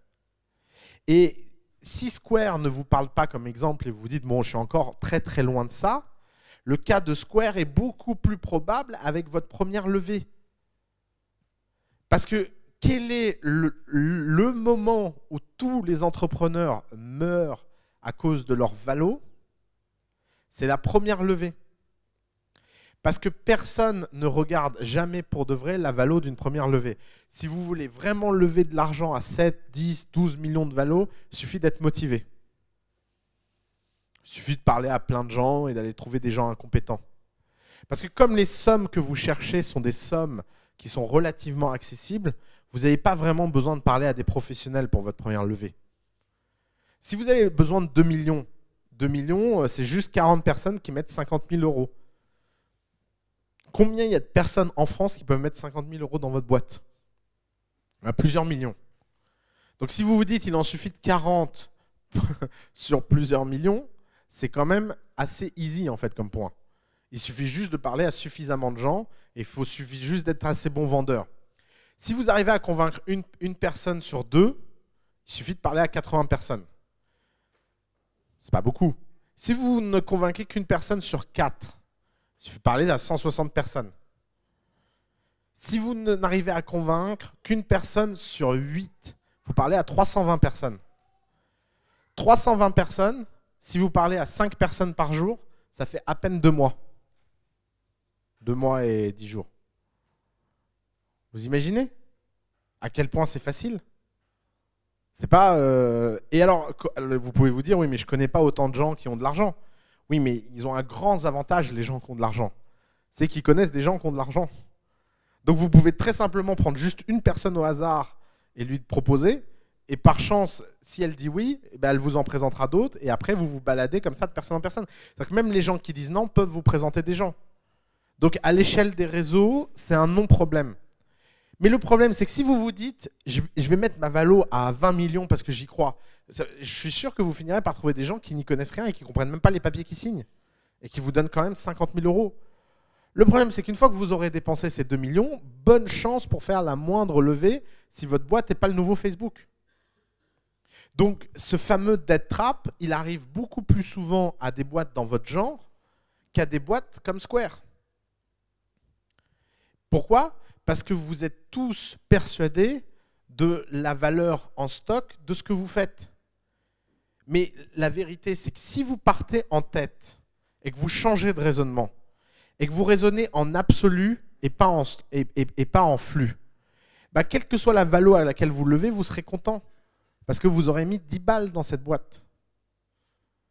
Et que si vous mettez 10 balles et que quelqu'un vous propose même une valo de 500 000 pré-monnaie, bah, vous avez déjà fait un upside qui est hyper satisfaisant. Donc vous voyez comment le rapport à l'argent et la façon dont vous posez l'argent peuvent vous aider à vous concentrer sur ce qui est important. Et vous faire comprendre qu'en fait tout ça n'est pas important et que la seule chose qui compte, c'est que votre boîte avance dans le bon sens. Maintenant, parlons du regret quand vous évaluez mal les flux.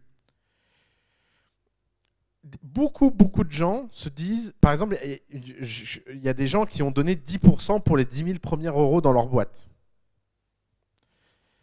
Et qui après ont eu des succès monumentaux. D'ailleurs, un cas très connu, c'est Google.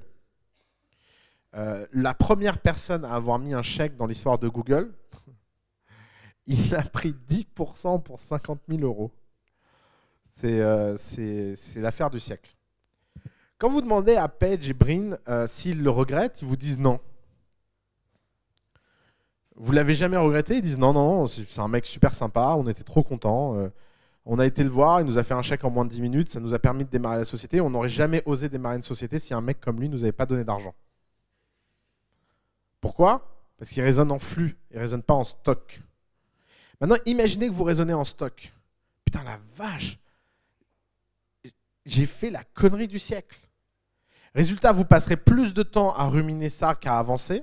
Et à mon avis, Google ne serait pas devenu Google s'ils avaient eu ce caractère-là. Donc faites très attention à de quel côté de la barrière vous êtes.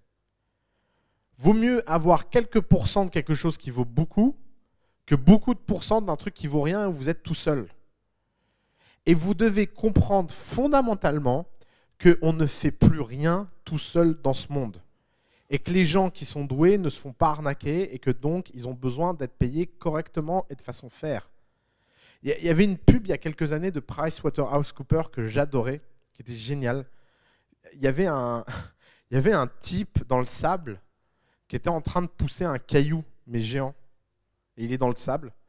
Et il y a PricewaterhouseCoopers qui écrit les grandes pyramides n'ont pas été construites par un homme. Vous ne pouvez rien seul. PricewaterhouseCoopers. Or, finalement, cette pub, à part le fait qu'elle soit drôle et que c'est pour un comptable, elle est incroyablement symbolique de ce qui se passe dans l'entrepreneuriat. Dans l'entrepreneuriat, vous avez envie de bâtir des pyramides. Vous croyez vraiment que la moindre pyramide a été bâtie par un mec? Même si le mec a eu l'idée de la pyramide, il fallait aller poser les cailloux. Et poser les cailloux, quand vous voyez un mec seul dans le sable les poser, c'est incroyable. Il y en avait une autre, il y avait un mec dans une barque en costume de conquistador. Et il y avait marqué: les grandes découvertes ne se sont pas faites seules. Et puis il y avait une armée maya en fait sur la rive qui regarde le mec comme ça, qui est tout seul dans sa barque. Et c'est la même chose en fait. Et en fait, ces pubs auraient pu être des pubs pour l'entrepreneuriat et pour pourquoi vous avez besoin de mobiliser le plus de gens, le plus rapidement et le plus incroyablement possible. Alors, un autre mécanisme que vous devez comprendre pour comprendre la création de valeur, c'est comprendre ce qu'on appelle le mécanisme de création de valeur transactionnelle. Alors là, réveillez-vous, c'est un peu technique. Comment vous faites si vous voulez racheter une boîte et si vous avez envie de fusionner deux sociétés? Alors vous allez me dire, mais de quoi il me parle d'ici que j'ai besoin de fusionner deux sociétés? Il va se passer beaucoup de temps. En fait, à votre stade, c'est extrêmement courant de fusionner des sociétés, beaucoup plus que vous ne le pensez. Parce que souvent, vous tombez sur des gens qui ont créé la même chose que vous et vous vous dites, franchement, est-ce que ça vaut le coup de se faire concurrence? On ferait peut-être mieux de s'allier. Alors, c'est un cas très intéressant parce que vous êtes dans le cas où vous vous dites finalement comment valoriser le travail que fait chacun pour faire quelque chose ensemble. Alors vous avez trois cas. Le cas numéro 1, tout le monde en est à zéro. Tout le monde en est à zéro, ça ne vaut pas vraiment le coup de se prendre la tête, et il y a une seule bonne façon de le faire, c'est de faire 50-50. Par exemple, c'est Criteo, Rudel. Vous avez deux techos qui ont une boîte, il y a Rudel qui a la boîte, ils font la même chose. Ils disent les deux, il y en a une qui a un contrat, l'autre pas, mais ils se disent on va pas se prendre la tête, mais l'autre a des ingénieurs, machin. Donc on va pas se prendre la tête, on va pas faire un truc compliqué, on fait 50-50. Donc ça c'est le cas facile. Maintenant il y a le cas un peu plus compliqué. Il y en a une qui a une vision et l'autre qui a une exécution. Donc ça veut dire qu'il y en a une qui a un futur et l'autre qui a un passé. Comment vous faites? Mais il y en a une qui a, évidemment celle qui a le futur n'a pas d'argent, mais celle qui a le passé a de l'argent ou est en situation. Ben ça c'est, je pense, le truc que les entrepreneurs ne savent pas, mais c'est peut-être quelque chose que les entrepreneurs ne savent pas, mais il existe beaucoup de cas dans l'histoire de l'humanité où des petites sociétés ont racheté des sociétés plus grandes parce qu'elles avaient le vent en poupe et parce qu'elles représentaient le futur. Et donc, ce qui compte à ce moment-là, c'est pas de savoir l'état des sociétés, mais c'est de connaître l'avenir des sociétés. Si vous avez une petite société et qu'elle est en croissance, et que vous en avez une grande qui est en décroissance, elles peuvent avoir une valeur égale en fait. Alors qu'en termes de volume, elles ne sont pas du tout au même niveau. Je vais vous prendre un exemple très concret pour que vous compreniez. Imaginons que vous lanciez quelque chose dans le livre. Si vous lancez une start-up dans le livre et vous avez une façon d'avoir plein de lecteurs, bah vous pouvez à peu près acheter toutes les librairies de France gratuitement. Pourquoi? Parce que cet actif technologique-là, c'est la seule chose qui peut sauver, alors il n'existe pas, hein, rêvez pas, mais si vous voulez le faire, bon courage. C'est la seule chose qui pourrait sauver les libraires face à Amazon. C'est d'avoir trouvé une méthode pour rendre les gens fans de leur site et donc pouvoir par là même vendre des livres. Et ça, en fait, même si la société est toute petite, même si vous êtes deux ingénieurs, vous pouvez racheter des grandes librairies. Et ensuite, vous jouez à une mécanique qui est 1 plus 1 égale 3, donc 3 plus 1 égale 10, 10 plus 1 égale 20, et vous voyez la logique. Parce que vous avez le vent en poupe. Et donc, vous allez avoir la valeur virtuelle de votre société en votre faveur. Et ça, si vous avez ce genre d'outil en tête, ça peut grandement changer votre rapport à l'entrepreneuriat. Si je peux vous inviter à faire quelque chose, c'est lisez ces histoires industriels où des types ont bâti des groupes à partir de petits groupes, etc. Je pense que l'histoire la plus connue, c'est Bernard Arnault et LVMH, évidemment, parce qu'il achète une boîte qui vaut rien, il la démantèle, il prend dedans Dior, et à partir de Dior, il va construire un groupe. Bah ça, des histoires comme ça, il y en a eu plein en France, et elles peuvent être des histoires entrepreneuriales, c'est-à-dire qu'avant d'acheter Bussac, ça aurait pu être l'histoire de quelqu'un qui avait une technologie ou qui avait une idée. Nous, on a un ami, il a développé un produit pour les afficheurs de panneaux dans la rue. Et il était en train d'essayer de vendre à un afficheur de panneaux. Et il s'est rendu compte que la société était sur le point de faire faillite. Et donc, il l'a racheté avant la faillite pour 3 clopinettes et 2 cacahuètes. Parce que les types avaient peur de gérer la faillite. Parce qu'en fait, c'est compliqué de gérer une faillite. Ils sont dit, ici, il y a un type qui est assez cinglé pour le prendre. Sauf que lui, la technologie qu'il avait représentait un changement de paradigme pour la nouvelle société. Donc la création de valeur transactionnelle dans ce sens-là existe. Donc ça, c'est le deuxième cas. C'est vous, en tant qu'entrepreneur, vous allez donner de la place dans votre capital à des gens qui sont beaucoup plus gros que vous, et vous allez avoir l'ascendant sur eux parce que vous représentez le futur. Alors, je ne dis pas que c'est très courant, mais ça arrive et ça pourrait arriver beaucoup plus souvent que ça n'arrive parce que les entrepreneurs sont ignorants sur cette possibilité-là. C'est vraiment, vous n'imaginez pas à quel point être en décroissance, c'est quelque chose qui panique tout le monde. Vous prenez n'importe quelle société en décroissance qui existe, si vous avez une technologie qui permet de résoudre ce problème de décroissance, vous valez plus que la société, quel que soit son chiffre d'affaires. Quel que soit son chiffre d'affaires. Non, mais le type qui a racheté Kawet, c'est le type qui a fait ça. Exactement. Mais effectivement, c'est Kawet. Parce que maintenant, le type a racheté à peu près une start-up par mois, donc il a compris le truc, quoi. Mais lui, maintenant, c'est lui la start-up, donc il retourne. Et alors, justement, merci pour la transition, il y a le troisième cas de création de valeur par valeur transactionnelle. C'est le cas où on vous propose de vous racheter et vous valez une toute petite part d'un nouveau tout. Donc vous avez 100% de quelque chose et on vous propose une petite part. Kawet, par exemple, on leur a proposé une toute petite part de ce nouveau truc en échange de 100% de Kawet. Pourquoi Kawet l'a fait? Parce que cette toute petite part avait un potentiel d'upside 100% plus important que ne l'avait en fait de rester dans Kawet. Et alors ça, c'est un autre élément, c'est la grande question de faut-il se faire racheter ou pas? Un jour ou l'autre, vous vous poserez cette question. Un jour ou l'autre, des gens vous contacteront et vous proposeront de vous racheter. Dans ce cas-là, il y a une seule bonne réponse. Vous ne devriez vendre une société qu'à la condition que vous avez un doute sur votre croissance future. Point. Il n'y a pas à se prendre la tête. Soit vous avez une chance, vous avez aucune... Alors, encore une fois, ce n'est donc pas une décision de stock, c'est une décision de flux. Puisque ce qui va compter, ce n'est pas l'état dans lequel vous êtes aujourd'hui, et quelle que soit votre taille, votre valeur, etc., c'est la croyance profonde que vous avez dans l'état que vous serez demain.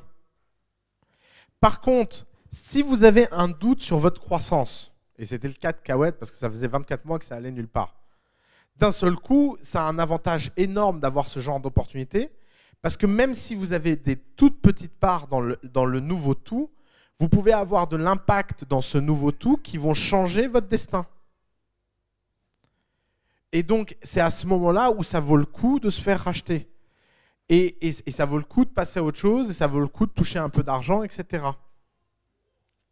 Donc toute la question, c'est à quel point vous avez confiance en vous. Et ça, c'est l'élément d'après. C'est que pourquoi l'argent est quelque chose d'aussi important, et pourquoi le fait d'essayer de gagner de l'argent le plus rapidement possible est quelque chose qui devrait être une de vos obsessions. Parce que c'est la seule façon d'avoir confiance en vous et d'avoir du temps. Si vous avez de l'argent, vous êtes éternel. Si vous avez un business model qui tourne, d'un seul coup, votre rapport aux offres sont beaucoup moins cornéliens. Si on vous propose de vous racheter et que vous ne savez pas de quoi sera fait demain, d'un seul coup, vous hésitez à vous vendre. Forcément. Si par contre, vous êtes dans la situation où vous avez un revenu, vous avez de quoi vous payer, vous avez une boîte qui tourne et vous n'avez pas d'incertitude sur votre croissance future, la décision de se vendre ou pas s'évalue très différemment psychologiquement. Et en fait, toute l'histoire de l'entrepreneuriat, c'est l'histoire de bâtir en soi de la confiance. Vous savez, c'est peut-être pas pour rien qu'ils ont tous l'air aussi cinglés et aussi fous en termes de prise de risque.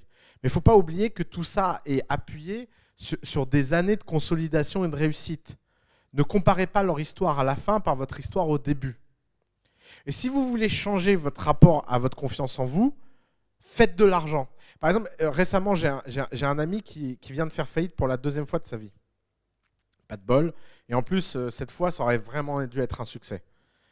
Et il est un peu perdu, il ne sait pas quoi faire. Et je lui ai dit, cette fois-là, ne fais pas une boîte produit, ne fais pas une boîte ambitieuse, fais juste une boîte pour gagner de l'argent. Et il me dit, je suis étonné qu'un type comme toi me dise ça. Je dis non, parce que ça fait 2 fois que tu te plantes parce que tu n'as pas confiance en toi. Et pourquoi tu n'as pas confiance en toi? Parce que tu n'as jamais gagné d'argent de ta vie. Parce qu'il a tout de suite été entrepreneur après ses études et il n'a jamais eu le plaisir. Ça fait 7 ans que le type vit avec 2000 € par mois. Et ça fait 7 ans que le mec vit en galère entrepreneuriale. On est le seul pays au monde où vous entendez des mecs comme les pigeons vous expliquer ça fait 10 ans qu'ils ne se sont pas payés. C'est un truc stellaire en fait. Je ne sais même pas comment les gens vivent sans être payés. Moi, si je ne paye pas mon loyer, on me met dehors. Hein. Enfin, je ne comprends pas ces histoires. Je comprends qu'on ne puisse pas être payé pendant un peu de temps, mais ça ne peut pas durer très longtemps. Donc on peut faire un investissement, 6 mois, 1 an, 2 ans, mais vous ne pouvez pas rester 7, 10 ans sans gagner votre vie. Et donc, le fait de changer une fois pour toutes son rapport à l'argent, je pense que c'est ce qui va l'aider à devenir un meilleur entrepreneur. Et c'est pour ça que vous devez ne pas confondre votre stratégie et vos opportunités. Ok, vous faites une boîte produit, bah, très bien, mais ça ne veut pas dire que vous n'avez pas une opportunité à essayer d'avoir des contrats en chemin et d'essayer de changer votre perspective de revenu pour tenir plus longtemps. Parce qu'à l'échelle d'une startup, ça peut tout changer. Ça peut tout changer. Récemment, j'ai une startup en office hour qui me dit « Ah ouais, on a reçu une proposition pour faire un contrat pour gagner 50 000 €. On va la refuser, ce n'est pas notre stratégie. » Mais ça va vous prendre longtemps de le faire. « Ah non, non, c'est déjà fait, il suffit juste de changer notre logo. » Vraiment, vous écoutez ce que je dis? Enfin, évidemment qu'il faut le prendre, évidemment qu'il faut saisir les opportunités, et évidemment, vous imaginez à l'échelle d'une startup, passer de 0 à 50 000 € ce que ça change? Parce qu'en plus, au début, l'argent a beaucoup plus d'impact qu'après. Si vous faites plusieurs millions d'euros de revenus et quelqu'un vous propose de vous faire chier pour 50 000 €, vous pouvez vous dire et puis, ok, j'en ai pas besoin. Mais quand vous avez rien, avoir quelque chose change tout. Et le fait que les entrepreneurs français ne travaillent pas assez leur réflexion sur le business model et sur comment gagner de l'argent tout de suite, ça les exclut très rapidement du jeu entrepreneurial sérieux. Parce que résultat, ils n'ont pas de temps. Résultat, ils n'ont pas de moyens. Résultat, ils restent cheap. Résultat, ils ne vont nulle part. Et encore, la question après, c'est qu'est-ce que vous faites de cet argent? Est-ce que vous versez un gros salaire? Ou est-ce que vous le réinvestissez pour aller encore plus fort et encore plus loin? C'est-à-dire que quand on dit aux gens que le business model, les revenus, l'argent, c'est quelque chose d'important, les gens se disent « Ah ouais, mais ouais, c'est vrai, comme ça, je pourrais partir en vacances. » Mais ce n'est pas ça le point. Le point, il est ailleurs. Le point est, est-ce que ce que vous êtes en train de faire peut devenir indépendant le plus rapidement possible? Parce que si vous êtes indépendant, vous avez du pouvoir. Si vous avez du pouvoir, vous avez de la liberté. Si vous avez de la liberté, alors vous êtes dans le jeu. Sinon, vous n'êtes pas dedans. Et vous êtes dans le jeu, ça veut dire que ça attire les autres. Et si ça attire les autres, ça veut dire que vous deviendrez plus fort et vous pourrez être encore plus fort dans le jeu. Et vous pourrez continuer à avancer. C'est pour ça que mesurer le succès de sa boîte et la vie de sa boîte par ses revenus, ce n'est pas une mauvaise idée. Et le fait de s'offrir la possibilité d'attendre longtemps avant d'avoir des revenus, c'est plutôt un truc de second time entrepreneur ou de third time entrepreneur. Le conseil que je donne à tous les entrepreneurs qui se lancent pour la première fois, c'est faites quelque chose à horizon court qui gagne beaucoup d'argent le plus rapidement possible. Parce que c'est comme ça que mentalement vous allez vous former et c'est comme ça qu'un jour vous pourrez faire des choses ambitieuses. Pour faire un Zuckerberg, c'est-à-dire, et encore c'est pas vrai, tiens d'ailleurs, j'ai failli dire une connerie plus grosse que moi. Combien de temps Facebook a mis avant d'être break-even? Facebook a été break-even au bout d'un mois parce qu'au bout d'un mois, ils avaient suffisamment de trafic à Harvard pour payer leur pizza et leurs frais et un petit peu d'argent pour eux très rapidement. Le premier contrat publicitaire de Facebook, c'était quelques milliers de dollars. Mais ces quelques milliers de dollars changeaient tout. Ensuite, ils sont de nouveau passés à perte parce qu'ils sont passés d'une fac à plein. Combien de temps ils ont mis pour redevenir break-even? 3 mois. Parce que là, ils ont mis des pubs pour des casinos en ligne. C'est ce qui rapportait le plus à l'époque. Et combien ils mettaient de pubs? Ils ne mettaient pas de la pub pour que ce soit son revenu. Il avait besoin de 80 000 € par mois pour payer les salaires et les serveurs. Dès que dans le mois, il faisait 80 000 €, les pubs disparaissaient. C'était une époque où sur Facebook, des fois il y avait de la pub, des fois il n'y en avait pas. Mais vous voyez le raisonnement. Le raisonnement, c'est que de toute façon, personne n'a investi, ça coûte 80 000 € par mois, je ne les ai pas, je vais les trouver rapidement, mais je ne vais pas les trouver pour faire un business.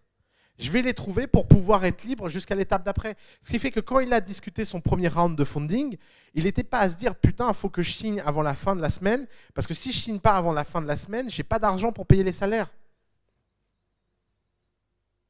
Par exemple, quand Bunker est rentré en levée de fonds, je leur ai dit d'aller faire de la formation. On dit pourquoi? Je dis comme ça, vous mettrez un peu d'argent de côté, vous aurez tout votre temps. Et c'est hyper important d'acheter du temps, parce que ça change tout à la table. Quand, vous croyez que, je vous l'ai dit, les investisseurs, ils sentent plus que tout l'odeur de la mort. Et donc, ils le voient plus vite que vous si vous êtes stressé ou si vous êtes confiant. Quelle est la meilleure façon de bâtir de la confiance en soi? C'est d'avoir confiance. Soit vous vous dites la confiance en soi, c'est un caractère qui est magique, il y a des gens qui naissent avec et il y a des gens qui naissent sans. Ça, vous pouvez vous dire.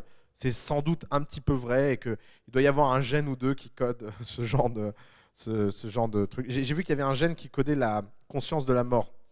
Il y a des gens qui sont plus ou moins conscients, qui peuvent mourir en faisant des conneries. Et en général, c'est un gène il y a pendant très longtemps, quand vous aviez ce gène, vous mourriez très jeune parce que vous sautiez d'une falaise sans vous rendre compte. Et donc, la population qui a survécu génétiquement, c'est la population qui avait ce gène, forcément. Et sauf qu'il se passe que ce gène est de plus en plus courant à nouveau dans les génotypes, parce que maintenant, on vous protège quand vous êtes enfant. On vous évite de sauter par une falaise quand vous êtes gosse. Et donc, il y a des gens qui grandissent avec ce gène, mais version civilisée. Parce que comme l'environnement n'est plus un environnement sauvage où c'est grave, ça donne des gens qui prennent des risques inconsidérés et qui n'ont pas peur de mourir, parce que mourir, c'est virtuel maintenant. C'est de perdre de l'argent, quoi. Et donc, il y a peut-être ça, il y a peut-être ce genre de choses, mais ce genre de choses n'est rien par rapport à l'épigénétique. L'épigénétique, c'est l'influence que l'environnement a sur votre comportement et sur les gènes qui s'expriment ou pas. Et l'environnement dans lequel vous vous mettez, si vous avez 10 000 € sur votre compte, vous ne parlerez pas de la même façon que si vous en avez 100 000, vous ne parlerez pas de la même façon que si vous en avez 1 million. Parce que ça, fondamentalement, ça change votre rapport au futur, ça change votre rapport au présent, et surtout, ça démontre aux gens si l'argent est important pour vous ou pas. Parce que finalement, c'est quoi un entrepreneur qui bâtit des choses qui comptent? C'est quelqu'un pour qui l'argent est essentiel, mais absolument pas primordial. Quand la différence entre essentiel et primordial, c'est que c'est une obsession, c'est la seule chose qui compte. Essentiel, ça veut dire que vous savez que c'est important. Et ce qui est sûr, c'est que les gens pour qui l'argent ne compte absolument pas ne font pas d'entrepreneurs. Parce que si l'argent ne compte pas du tout pour vous, faites-vous un plaisir, rendez-vous service et allez travailler dans des endroits où il n'y en a pas. Parce que forcément, vous aurez un élément qui sera en votre défaveur dans ce monde où à la fin de la journée, ce qui compte, c'est de pouvoir payer ses factures. Donc, tous les complexes que vous avez par rapport à l'argent, ou du moins trouver un cofondateur qui, lui, n'a aucun problème avec ça. Parce que des fois, c'est des histoires d'équipe. Donc, la confiance en soi, c'est l'élément fondamental qui vous permettra en fait de pouvoir changer la perception que les autres ont de vous. Vous savez, c'est relativement animal ces conneries. Hein. Pourquoi il y a des entrepreneurs à qui on donnerait tout et d'autres, alors qu'ils sont très brillants, on leur donnerait rien? Pourquoi il y a des gens qui pitchent mieux que d'autres? Tout simplement parce que si vous faites des choses, tout ça est un problème de rapport. Si vous êtes à 0 en confiance en vous, mais que vous faites 10 000 en résultat, même vous passerez de 0 à 100 en confiance en vous. Forcément. Alors après, il y a l'extrême inverse. Il y a des gens, ils ont 10 000 en confiance en eux, et ils ont 0 en réalisation. Bon, c'est comme ça. Ils font pas grand-chose. Donc je ne suis pas en train de vous dire que la confiance en soi démontre que vous êtes un bon entrepreneur. Ce que je suis en train de vous dire, c'est que bâtir de la confiance en soi, la façon la plus simple de le faire, c'est de gagner plein d'argent. Merci beaucoup.